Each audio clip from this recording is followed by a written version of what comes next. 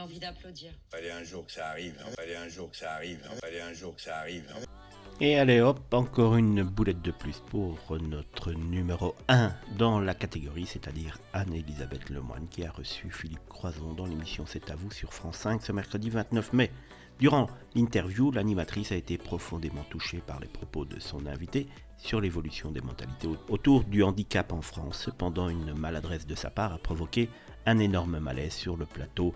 Lors de son intervention, Philippe Croison, connu pour avoir traversé la Manche à la nage malgré son handicap, a parlé avec passion des changements sociétaux relatifs au handicap, évoquant notamment l'impact des fictions télévisées comme Vestiaire et l'influence des Jeux paralympiques de Londres et Paris 2024. Il a souligné les progrès réalisés depuis la loi de 2005 qui a permis un meilleur accès à des enfants handicapés à l'éducation. « Je ne suis pas une personne en situation de handicap, je suis une personne capable autrement », a-t-il affirmé avec conviction. Visiblement émue par ce discours inspirant, Anne-Elisabeth Lemoine a voulu saluer son invité. « On a envie d'applaudir », a-t-elle dit, sans réaliser l'ironie potentiellement blessante de sa remarque. Philippe Croison, n'ayant pas de bras. Un silence gênant s'est installé sur le plateau avant que Pierre Lescure ne réagisse rapidement pour rediriger la conversation vers Philippe Cave-Rivière. Cette bourde n'a pas manqué de faire réagir beaucoup des internautes qui ont exprimé leur opinion sur les réseaux sociaux.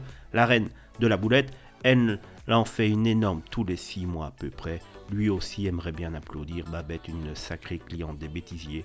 Moment de gênance extrême, elle n'en loupe pas une. La cruche, la gourde, ont commenté les téléspectateurs de France 5 sur X, anciennement connu sous le nom de Twitter. Voilà, malgré ce moment de malaise, l'émission a permis de mettre en lumière les efforts continus pour améliorer l'inclusion des personnes handicapées dans la société, et c'est sans doute cela le principal. Mais on est dans ce changement, et j'espère que Paris 2024 va contribuer une nouvelle fois à ce changement. Parce que je le dis une nouvelle fois, je ne suis pas une personne en situation de handicap, je suis une personne capable autrement. Et je peux faire tout.